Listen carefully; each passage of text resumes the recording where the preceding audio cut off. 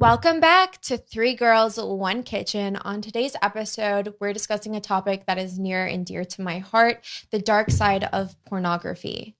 In this episode, I will be sharing my personal and sometimes painful experience in the adult industry with you. So I wanted to issue a trigger warning for self-harm and people who have suffered sexual abuse, as those topics may come up in this episode. With that said, let's start on a lighter note. I want to start incorporating life updates into our episodes because not only do people want to hear about the topics that we have, they want to hear about us. So we haven't shot for 2 weeks because me and Olivia were in New York. Does anyone? Yeah, we left our baby Alexa behind. Does either of you have anything interesting to share that's happened over the past 2 weeks? Well, you were with me. So. I'm like, honestly, I legit was working out every day, sometimes 2 times a day, and doing absolutely nothing else. I was just exploring nature, to be honest, going on hikes, went to the beach.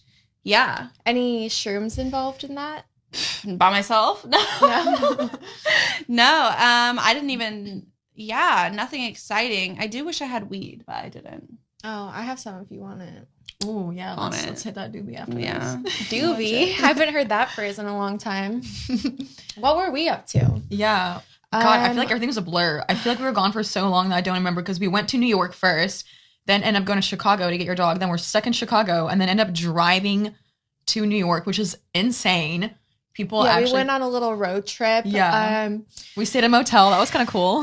Me and Olivia got in a fight because I wanted to see waterfalls and she didn't. We got in a fight over hypothetical theories. Turns out she doesn't like hypothetical theories, or mine at least.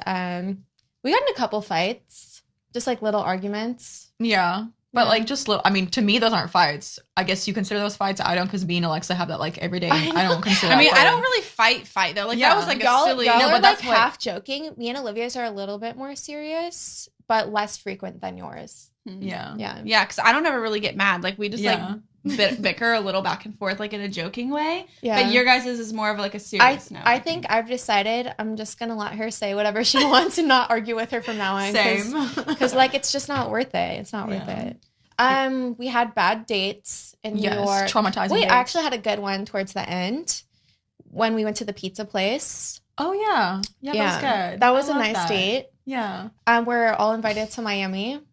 Oh, I need to know details. I already told you who we went to dinner with. The pizza? That was a nice date. Yeah, the weekend prior, I got blown off. And I know a lot of people were roasting me for the last episode because I said I never get blown off. I was trying to be positive and manifest good things for myself because I already knew that I was being blown off.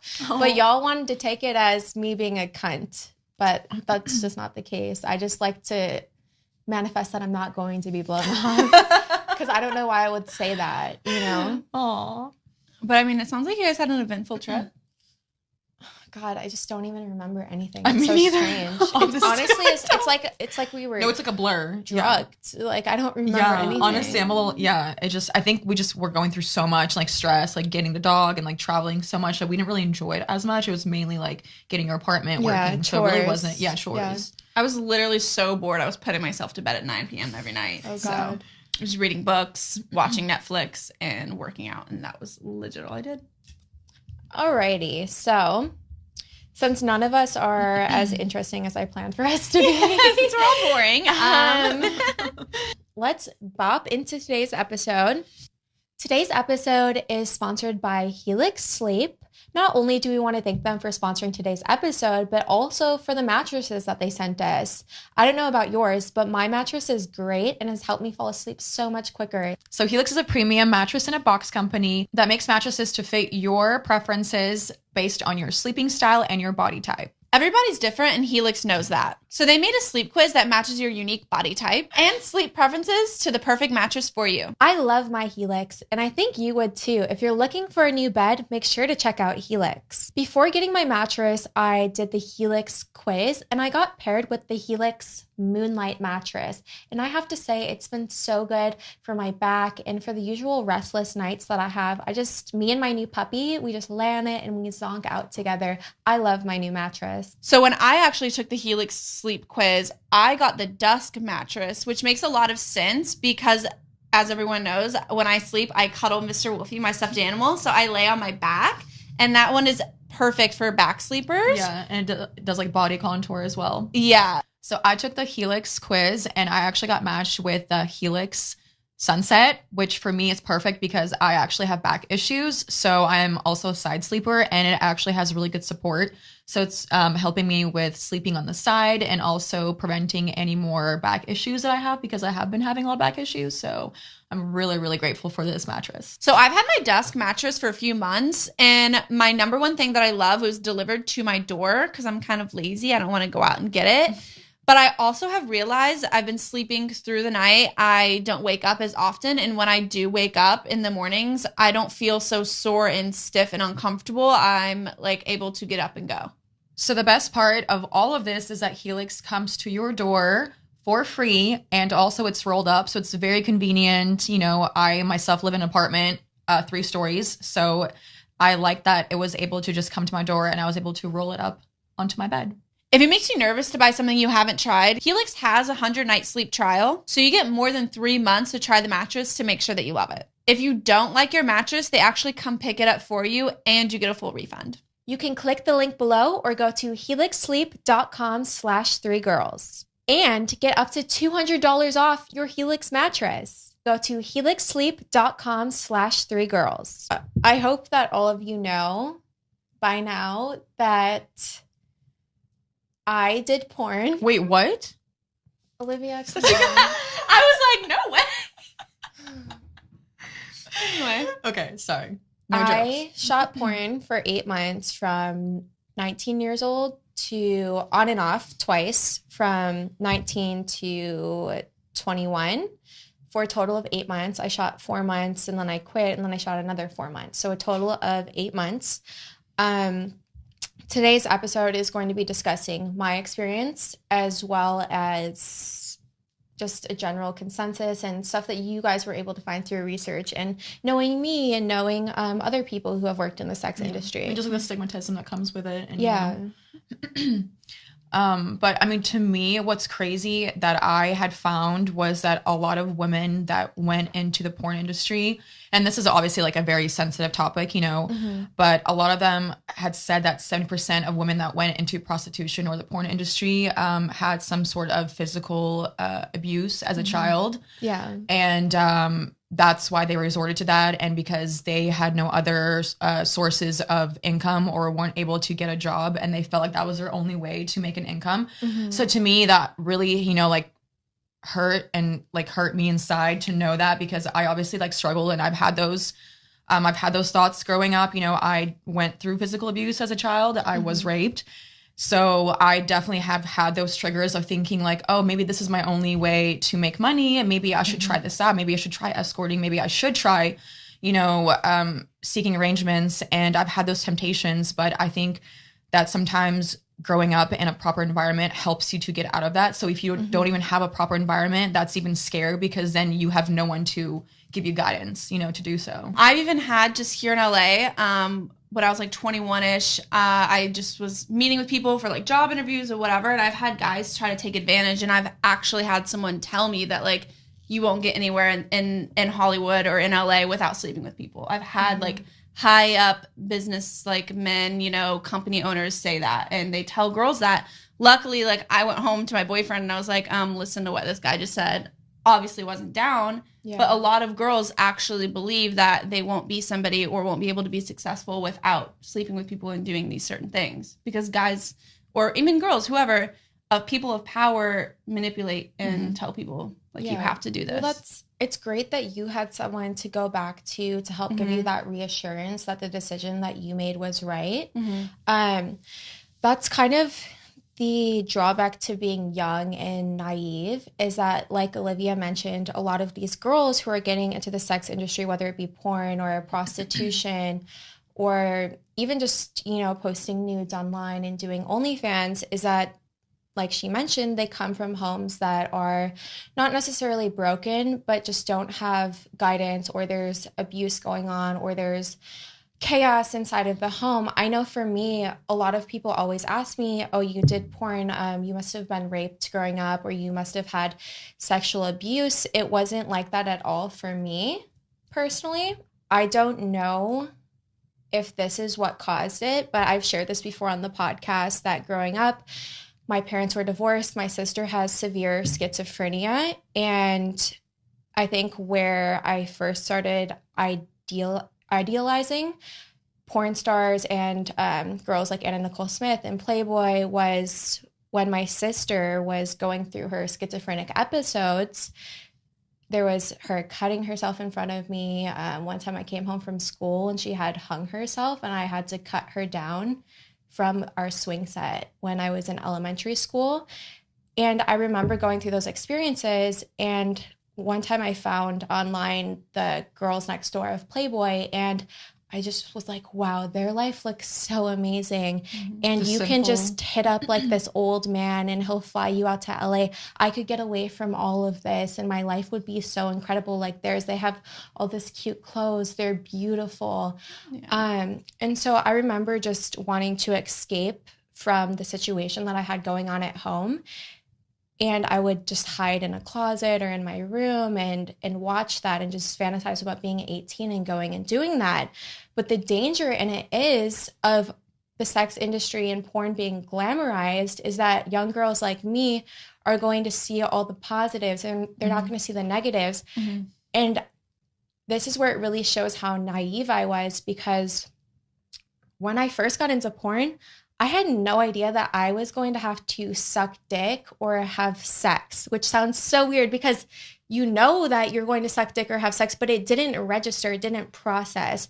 I really didn't think about the acts that I was going to have to do to become a porn well, you think star. Of consequences either, because you just thought of the glamour of it, like you said. Yeah, it was all glamorized in my head. It was all, oh, I'm going to be this and I'm going to be that. But it was never, I have to do this to get there. And I think it's hard for the young mind to see that. And then there's also the issue of being young and naive and not knowing how to say no in certain situations. And luckily you, speaking back on your experiences, you clearly were raised right, or, you know, had the confidence to say no, and you had someone to go back on to help reassure you that you made the right decisions. Yeah, because as well as you, I grew up watching Girls Next Door. I loved Playboy.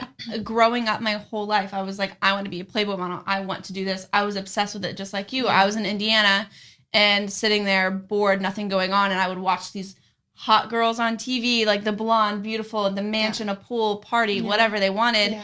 And I was so obsessed. That's all I said to everyone every day. I'm like, I'm going to do this. I'm going to be in Playboy.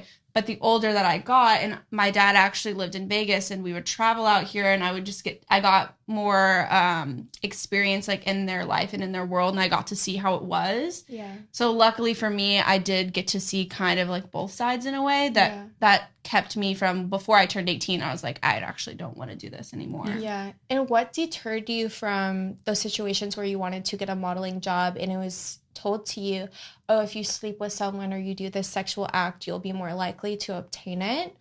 What deterred you from giving into those situations? I don't know if it was one specific thing. I think I just knew it was wrong. Because my mom always would tell me, like, your body is for you. Like, don't let someone try to convince you that you have to do specific things unless it's what you want to do. If someone has to tell you, oh, you have to sleep with me if you want this, my mom would always, remind me that I do not have to do those things. Yeah. So that's kind of it. And obviously my dad was the same boat. Did your mom ever have any background in like the sex industry or anything like that, or like experience? Because it seems, like she must have had some sort of experience going through something growing up that she would instill that in you as like a young girl.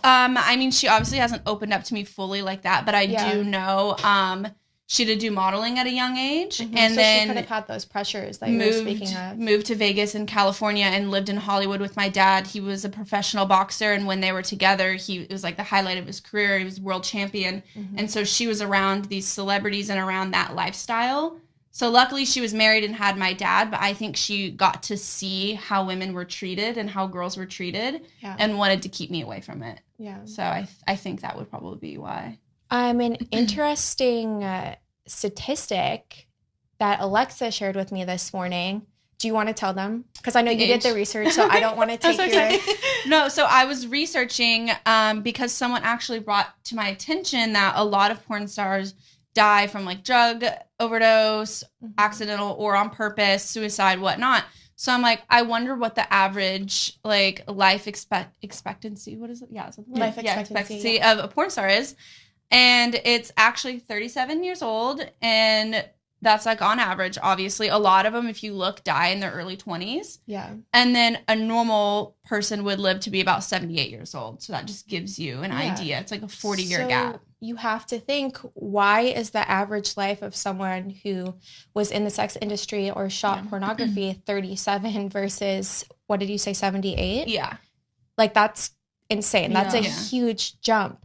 What do you think causes that? I definitely think a lot of these deaths are probably drug related, like you mentioned, or suicide. I think even like sex trafficking, like I think that's an issue. I mean, with homicide. With any countries that or any country that's legalized prostitution, the sex trafficking rates are way higher. Which I mean, I feel like that's common sense, but it's also very sad, you know. And I think just aggression, abuse that comes with being in the porn industry that women go through, it's a lot of trauma for them. So as you had mentioned, I think turning to drug use and overdosing, you know, feeling extremely depressed and not wanting to continue like the life because you just don't know how to get out of it. And I think that's also very scary. And I'm sure you probably have been in those situations with a manager that you've had or an agent where you felt trapped and you couldn't get out of doing something you'd no longer want to do because you're finally capable enough of knowing that I don't like what I'm doing to my body, or I don't feel stable mentally, you know, physically, like this is not glamour. Like I want to do something else, and you don't know how to escape. So a lot of girls fear that. So, well, that's, you know, why I wanted to do this podcast today and why I try to share my experiences, even though it's extremely difficult for me, because I do have girls who are still in the industry reach out and say, wow, you're an inspiration to me. You know, you are right where I am now. You don't have to do any of this to make money anymore. You support yourself, like you're doing great. So I think it's important for us to share this story to help, like you said, people who are still suffering, and also to help deter girls who are thinking about possibly putting themselves in that situation. One of the downfalls of the industry, as you mentioned, is agents, your manager. I've had quite a few bad experiences with agents and managers. Just, they're supposed to work for you and they tell you that they work for you, but a lot of the pressures in the industry and the manipulation comes directly from the agents. I remember being flown out to LA for the first time, and as soon as I came, it was almost like instant. Now that I'm thinking about it with a mature mind and being an adult woman, I feel like I was being groomed from the minute that I landed in LA. They ask you before you join the industry, what are you comfortable doing? And you check off a little list for your agent. Like, are you comfortable with blowjobs? Are you comfortable with boy-girl? Do you just want to do girl-girl? Will you do DPs? Will you do gangbangs? And so I remember only marking off, the first time I only marked off that I wanted to do girl-girl. The initial agent who I signed with wouldn't sign me if I was only doing girl-girl. So I was basically forced to do boy-girl. Yeah. I never checked off the boxes for doing DPs, gangbangs, any of that like drastic stuff. And I told my first agent, I will never do a gangbang. I will never do anal. I will never do any of that. And somehow, lo and behold, I end up doing all of it, because from the minute that I stepped off that plane and started talking to this man, he would say things like, oh, all the good sluts do gangbangs for cheap. The good sluts get fucked for $500. And they would really glamorize doing more for less money because that's what worked for them. So basically in the porn industry, the agents don't care about the girls to a certain extent. They only care about pleasing the producers and the film companies, because then the film companies hire the girls from that specific agent more than the other ones. And that's what they care about, is having a good relationship with the production companies, the producers. So if the agent can get you to work for extremely cheap and do extreme acts, they're going to push you to do that. And these are 40, 50, 60-year-old men who have been working in this industry for 20 to 30 years. They know how to manipulate and twist up a young 18, 19, 20-year-old girl's mind to get her to do these things. And I've often said that the agents need to be completely eliminated if that industry is going to exist, because that's where I feel that I was pressured and put into situations that I didn't want to be in. I also have to say, and just take full responsibility here, I technically, in the situations that I'll talk about later in this episode, I never claim rape, I never claim any of that, because I technically never said no. Being young me, I felt like I wanted to please everyone. I felt like I wanted to make my agent happy. They told me I was going to be so good. I was going to be so great. I wanted to make the producers happy. I wanted to make the fans happy. I could be dying inside doing something, but I would have a smile on my face and say, thank you for the work, everyone. Like, I never said no. So no one is to blame for my experiences. I can't say that, and I'm not saying that. I never said no. So I mean, there's also another thing too, is there are girls out there that want to do these things. So like how you were okay with just say you want to do girl and girl, they should have allowed that, or you should have been allowed to just do girl and girl and not felt pressured or pushed, because there's girls out there that like to do gangbangs. They want to do those things. So why do they have to manipulate and take a girl and make her feel like she has to do things that she doesn't want to do? So like you said, maybe get rid of agents or get rid of whoever and let the girls decide on their own what they want to do, because there will be girls that like to do these things. You know, not everyone would be miserable doing it. Does that make sense? Yeah. Like, let them decide and choose. And I think that's just the whole thing, is like the dark side of pornography is that it isn't glamour, that it's, you know, it has the wrong people working for the industry, because they, like she had mentioned, like they don't care about their clients or like their, you know, their models. They only care about like what's their income and their relationship. Yeah. So, you know, pornography can shift sexual interests, relationships, and behaviors. And that's really scary, because aggression is a huge thing in pornography. And, you know, I support anyone that's a sex worker. I have nothing against them, but I don't, like, I'm very strongly against it, because I believe that people that work for the industry should be, you know, they should just be like what's the term that I'm looking for? They should pick out more proper people to work for it, if that makes sense. Like someone who's really gonna take care of someone, because it is a very serious industry. It can really mess you up mentally, physically. So, you know, I know we're gonna discuss ethical porn. I think that's something that's really important, and that they're trying to instill in schools for younger boys, because, you know, males do show more aggression towards females. And there was a study that was done saying that 80% of scenes did show more aggression by the male, like throughout the porn stores, the videos that they release, which is insane, you know? But even right now, sorry, it's like a thing on TikTok, if you see like being strangled, but to an extent, like whenever girls are posting like, oh, I love to be choked, I love to be strangled, like we like it in a playful manner. Like you can do these things and it not be aggressive and, you know, we're passing out. Yeah. But so there's a way to do like, you know, certain things and not.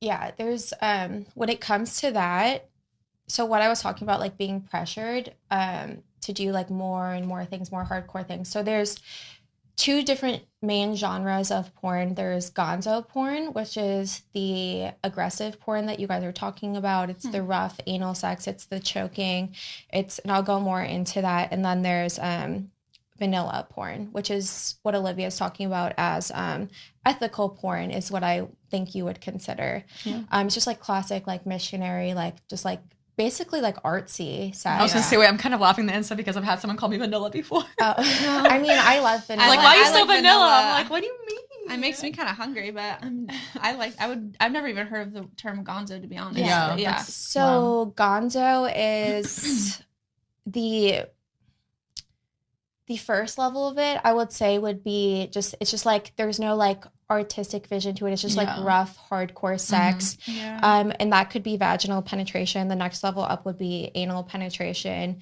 in a gonzo style. And then there's a level far more than that. And I would say that during my time in porn, I'm not sure what is like the hype right now in porn. It goes through like different phases. But during my short stint in porn, the really extreme acts were what was popular. And that's why, being the number one performer in the industry at the time, everyone wanted to make money off me. So they pushed me to do these things. And it just gets really extreme, like you were saying, abusive.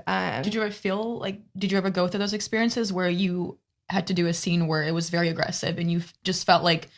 Yeah, I mean, I don't want to go into too much detail. Like, honestly, some of my experiences are really humiliating for me, and I wish that they never happened.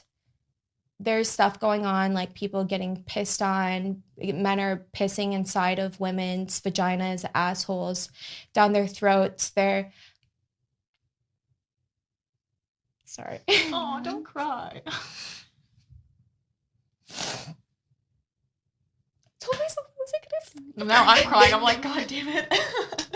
No, don't cry. I'm just giving some examples. But no, that's really hard. And I think, like I had mentioned earlier, it's just so important for young men to stop viewing women as sex objects, because I believe that, instilling that curriculum in school at a younger age. And they had actually said, there's a fact that says that the more a young person had learned about the use of pornography from their school education or sex education, is less likely to see women as sex objects. And I feel that's why, I feel so passionate about the porn industry, because I don't believe that they should be showing those types of scenes, because it does view women as just an object, and it's not okay to do that. Like, I enjoy watching porn. Like, girl, like but like, I want to watch ethical porn. I want it to be normalized, and I want it to be taught to where it shouldn't be to where a woman is being abused and is, like the male is showing aggression, because that actually is going to translate into his relationships with women in the future, his wife. Like, it's actually statistically proven that it's going to show aggression in a marriage and a relationship. And that's, I mean, how is that healthy? Like, that's not healthy at all. Well, a lot of it is like young boys don't understand, and they think that this is normal and that's what girls want. So they've probably never been with a girl before, and they see these horrible things, and they're like, oh, this is how to please a girl. This is what I have to do. Yeah. This is what she wants. And then they, do these things and they act certain ways, and they don't realize the effects that they're having on women. Yeah, well, they do say that serial killer and rapists are the ones who are consuming these extreme types of porns. A lot of serial killers, when they've gone through their search history, they're watching like these abusive porn, and there's tons of pornography on their search history. I mean, I'm not gonna lie. I obviously, like I said, I've watched porn. I do. Yeah, I mean, there's nothing wrong with watching. Yeah, porn. but I've stumbled upon some videos where, I'm not gonna lie, I really questioned, why is this even allowed on the internet? Like, I felt very, like, I was just turned off. I was like, shut my laptop. Like, I can't even look at this. I was like, I cannot believe that this is okay. Like, this is not okay to treat women like this. Yeah. Well, I know that I got emotional, but I do want to continue giving examples of some of those things, just so people know.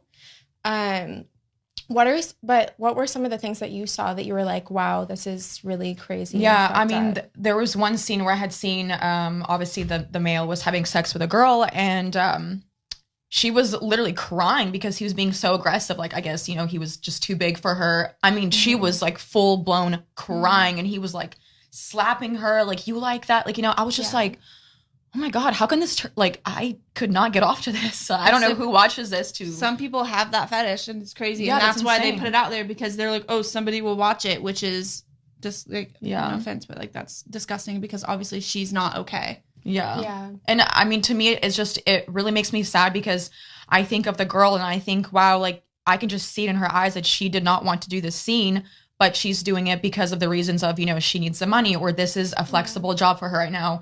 She was convinced, she was pressured, she was manipulated into doing this by her agent, because he, told her, like, it's either this way or the highway. Like, I can't even imagine how that girl felt having to do something that she clearly does not want to do. Like, this is not acting. Like, she's full blown crying. There's just no way she's acting and enjoying this. So yeah, no, I've had friends who have been choked out so much that they've actually passed out during a scene. There's really just like crazy stuff going on that damages people's bodies for the rest of their lives. I luckily don't have any issues, but I've seen scenes shot in Europe where guys are literally punching into a girl's asshole like this, and like, she's going to have issues for the rest of her life due to this. And is it worth someone making a little bit of money and someone jerking off to it? One of the worst, honestly, I feel like I'm in denial sometimes, and I can't accept some of the things that I've done. There is one thing that, I tried talking to a therapist about before, something that I had to do for a scene that was really rough for me.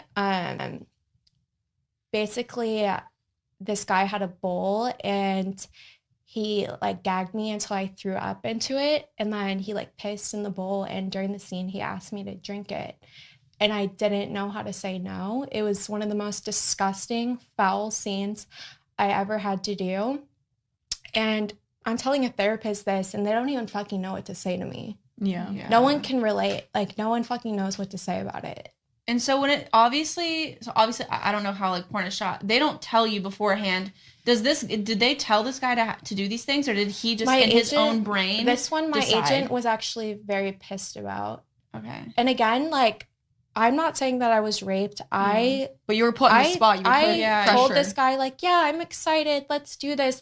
I didn't know how to say no. I just wanted everyone to be happy. So I can't blame anyone. All that I can do now is make the best of my experiences and accept it, which is really hard for me to do. Sorry, what was your question again? I mean, no, like, I think you pretty much answered my question. But no, I was just gonna, chime in and say about how you had to do something that you didn't want to do, or you felt pressured. I definitely can relate to that, just even by like working at Hooters. I know, you have worked there.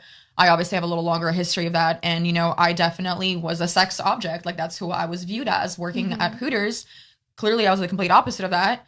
But, I definitely was pressured into some things that I didn't want to do with men.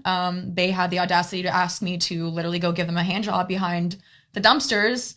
Yeah, I'm sorry, it's not funny, but no, it's like comical. It's comical. It's behind a dumpster. No, I was really thinking, first off, why not at least the car? Yes, behind a dumpster. Second off, can you imagine you're at a restaurant and you have the audacity to look at your waiter or waitress? What do you mean? I don't give a fuck. After I finish my chicken tenders, can you go jerk me off behind this dumpster? Oh my God. But they would push my limits. Like, they would just kind of like joke around at first, or like, and I'll give you quite 100. Touchy sometimes too, no? Yeah, and they were like, oh, I'll give you $100 if you take off your panties for me. And I was vulnerable. I was young. I was like, oh, like, no harm. Like, okay, like, he just wants my panties. Like, heck yeah, $100.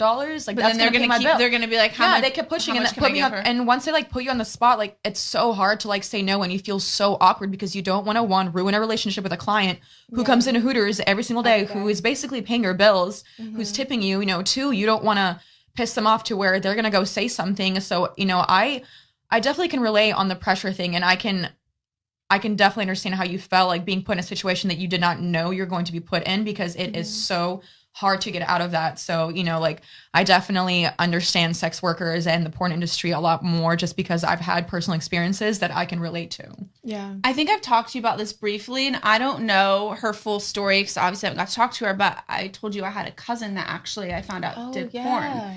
And her and I were super close growing up, and she was kind of like my half cousin. So anyway, her dad lived in a different state. We kind of grew apart for a few years, but when I moved out here, we kind of rekindled.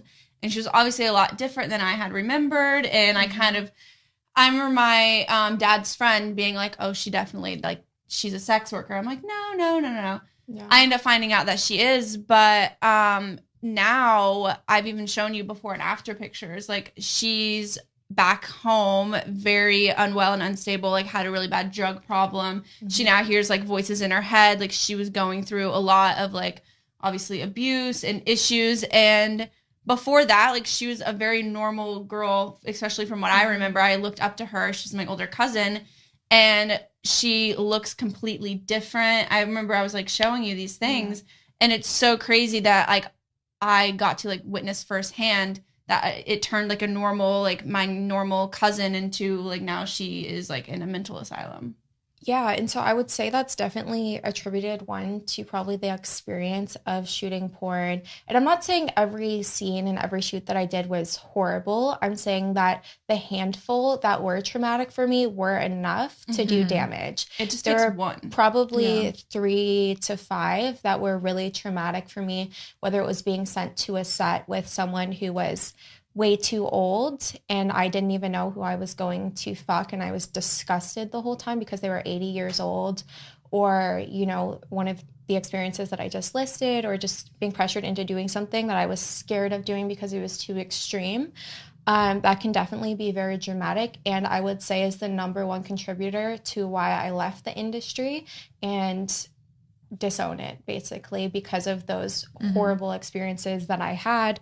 The other downside to having done porn obviously is the stigma, and that's probably the thing that's hardest for me to live with now is the stigma of having done porn and knowing that I can run, but I can't hide from it no matter where I go. Everyone knows, everyone's seen me get fucked. I just have to do the best that I can with it. And it's like I feel like I have a life sentence over my head at 24. Like, I'm always going to be LANA RHOADES. I'm always going to be a porn star, no matter how bad I don't want to be. And I've shared some of like the issues that I've had. Like, you even met my neighbor. You didn't meet her, but you saw my neighbor in Chicago. When I had a house in Chicago, I was married. I was planning on having kids with my ex-husband. She would harass me because she knew who I was. She would call the police on me, say I was shooting porn at my house. I was going to say, didn't you have, even this house, they had asked, like, what you were going to do here, which I thought was really disrespectful. And I was just like, why? Like, why? I mean, I can understand why they would ask. However, every time that it's brought up, and I'm just like, I'm Amara Maple right now. It's extremely, like, hard for me. I'm like, why do I have to be reminded of this all of the time? Even Olivia went on a date the other day and I went with her, and her date and his friend were asking me porn question, and it's just like, I mean, come to find out, they were just disgusting males and had a fetish for porn. And but even you're obviously pissed because you're like, oh, he was supposed to be my date, but I'm literally wanting to kill myself because I don't want to be fucking reminded of this shit. I don't want to be thought of that way. And I would say, you know, I definitely deal with depression and suicidal thoughts monthly because of my past in porn. And that's just me being really candid. You know, it's not fun.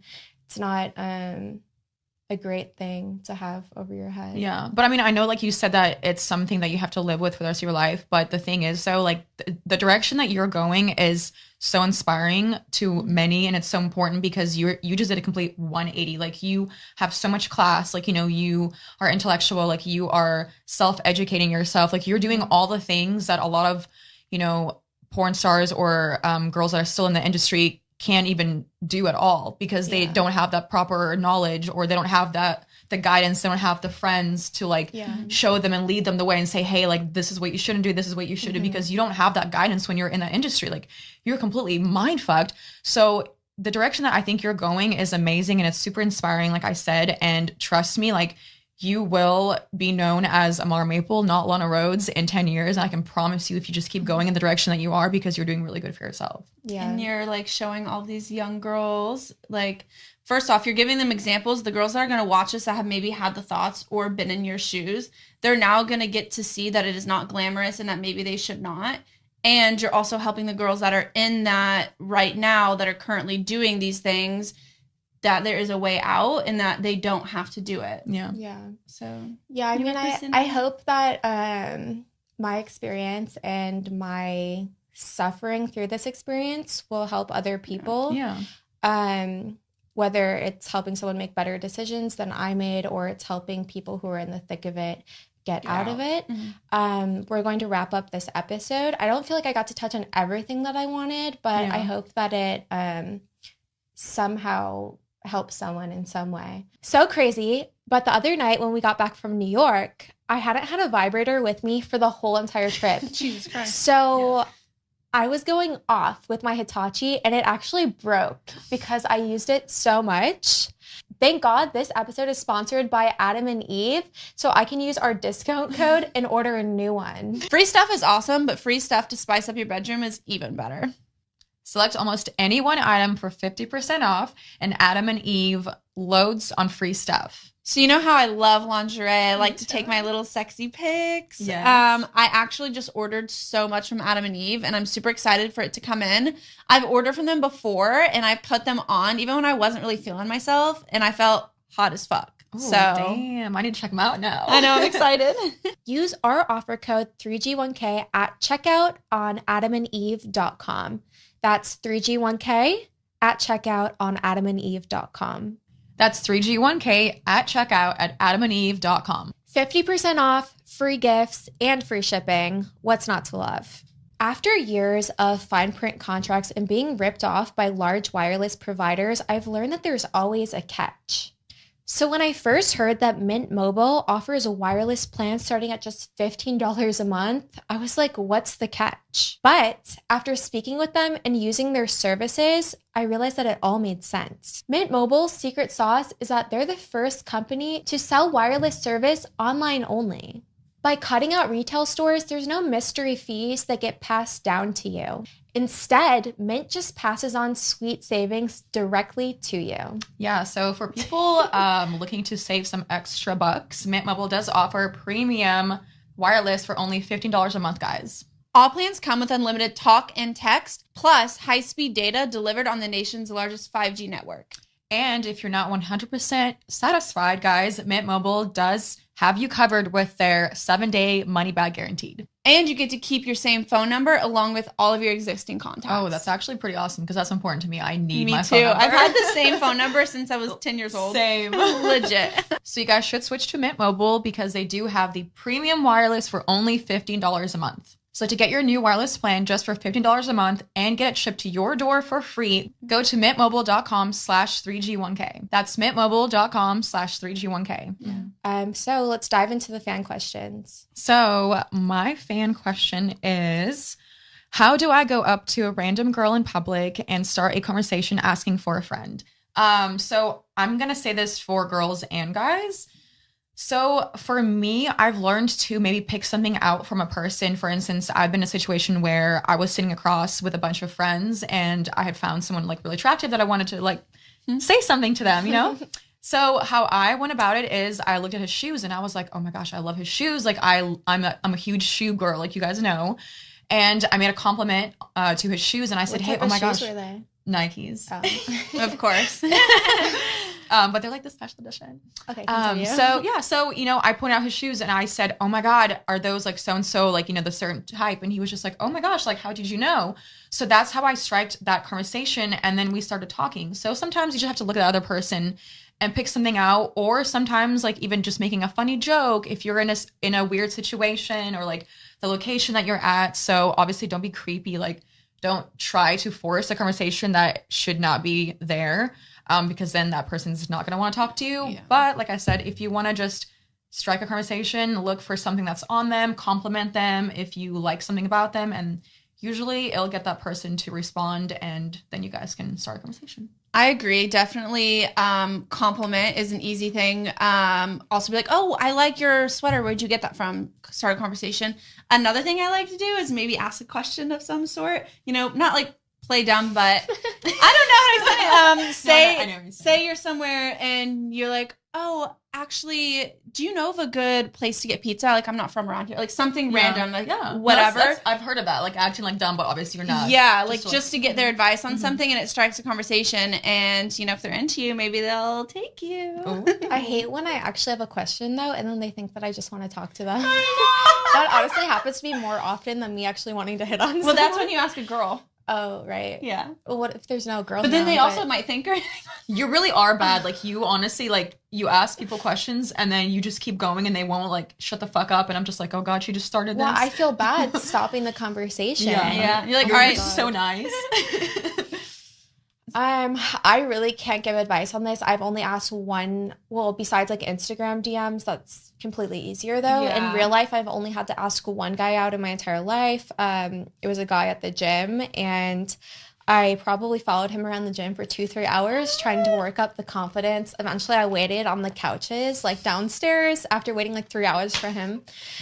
And he waved to me, and then I just got up and started walking with him, and like was talking. You're like, all right, here we go, buddy. He was where are we going? Yeah, he does HVAC, and so I was like, my furnace is broken. Do you think you could come fix it? And he's like, really? And I'm like, no, it's not really broken. You go home really quick, like break it. Yeah, you play dumb question. I'm like, can I get your number, like, to come fix it? And he was like, wait, is it really broken? I'm like, yes, no. You're like, it can be. It can be. I'll break it myself.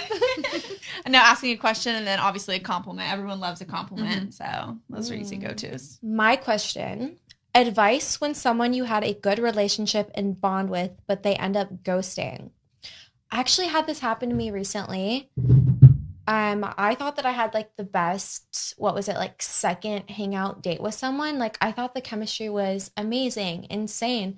This person followed up with me after the date like a few times, but never asked me to hang out again. And to me, that was just shocking because I thought that we just had the best time together. But clearly they didn't feel the same way, or they would have asked me out again, right?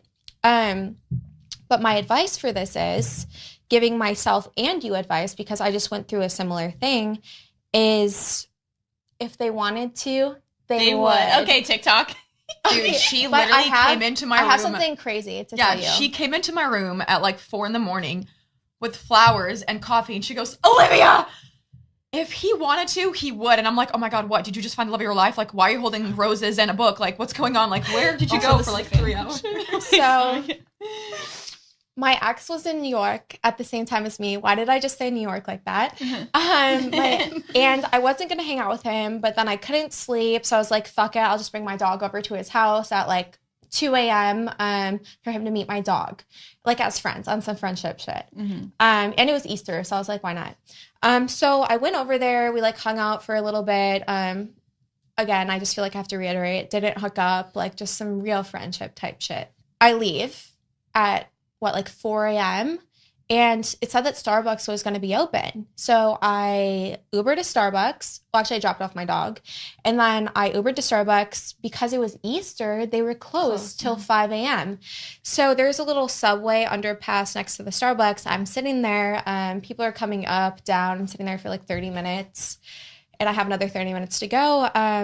There is a man of the streets. And by that, I mean like a homeless man, who I think was also maybe on meth, crack, you know, whatever his drug of preference was, because the way that he was walking, he was just like, you know. I mean, he was tired. He had a bouquet of flowers, though.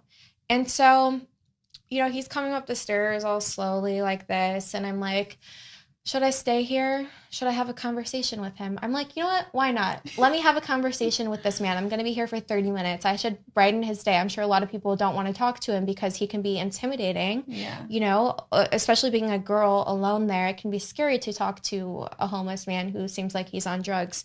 But I was like, you know what? I'm going to fucking talk to this man. I'm going to try to give him the best day of his life by making him feel important. So he comes up to me. Of course, he starts talking to me once he makes it to the top of the stairs. And, you know, he's on drugs. So he's just like, you know, just talking about crazy shit. And I'm like, yeah, you know. And I'm like, you know, you can be anything that you want in life. Just hyping this man up, trying to give him some good old life advice. And he's just talking crazy. But eventually he's like, you like really like made my day. Like, you made me feel really special. I don't know why I got these flowers today, but I think that they're for you. And so he gives me these flowers, and I'm like, you know what? Starbucks is open now. Why don't you come in with me and I'll buy us both a coffee? So I go into Starbucks. I get us both caramel macchiato. We go out. I'm like, listen, I have a flight this morning. I hope you have a wonderful day. Like, stay blessed. And I somehow in passing mentioned to him that I love to read. Now, this man has 3 bags of stuff, and that's all his possessions. He doesn't own anything. So 2 of the few things that he owned were flowers, and then he also had a Barack Obama book. And when I mentioned to him that I like to read, he gave me one of his only possessions, which was his Barack Obama book, and he had already given me the flowers. This man barely owns anything, and he gave me his only book, his only form of entertainment, and flowers.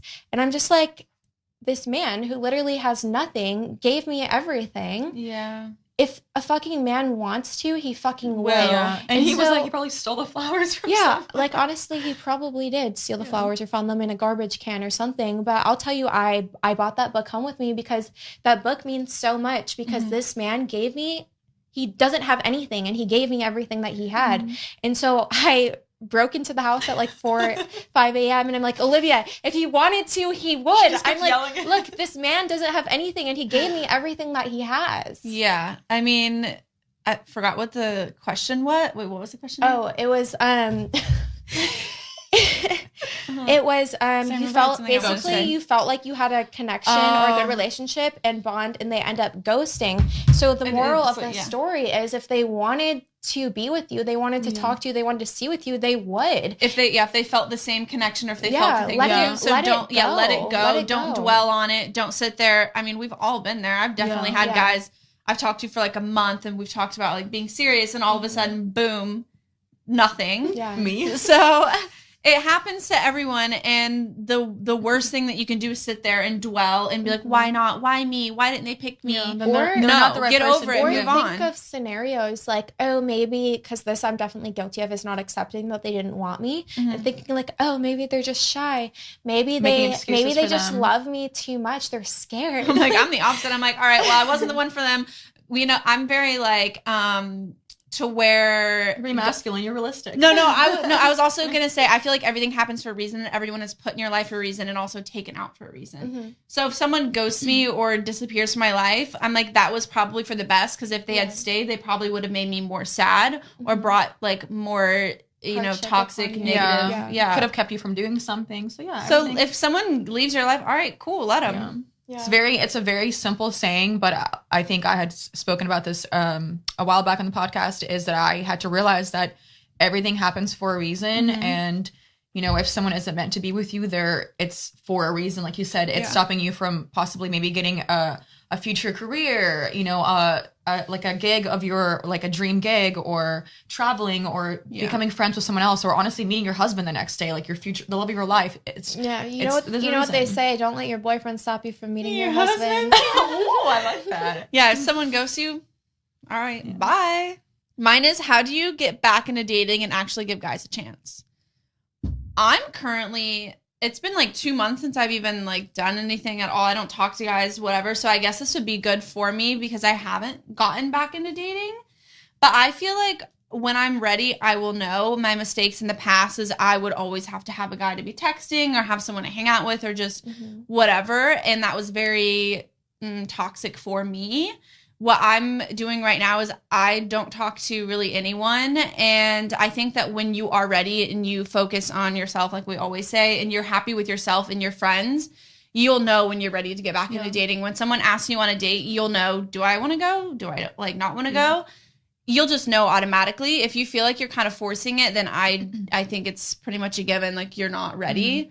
So to answer your question, like when you know, you'll know. Like when someone asks you and approaches, on a date, if you're questioning it, you're probably not ready. Yeah, and they're going to see that energy. I had actually talked to Amara about this, that energy is so big and people can sense it. You can be the least attractive person in the room, but if you have the biggest heart and the most open-minded, you are going to be the most beautiful person in someone else's eyes, because they are going to feel that energy, and like they're going to see that through you.